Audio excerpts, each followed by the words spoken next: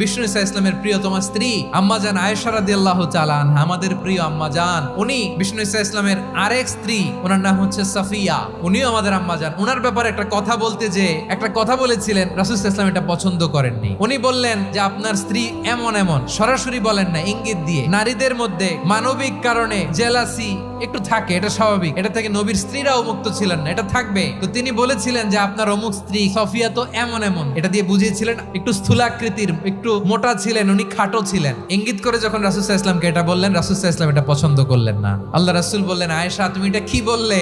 এমন কথা তো তোমার কাছ থেকে আশা করি নাই, তুমি আমার আরেক বিবির ব্যাপারে এমন কথা বললে। আয়েশা তুমি কি জানো, তুমি এমন একটা কথা মুখ দিয়ে উচ্চারণ করেছো, এই শব্দগুলো যদি সাগরের পানিতে ছেড়ে দেয়া হয়, এই কথার তিক্ততার পঙ্কিলতার কারণে নীল সাগরের পানি মুহূর্তেই কালো হয়ে যাবে।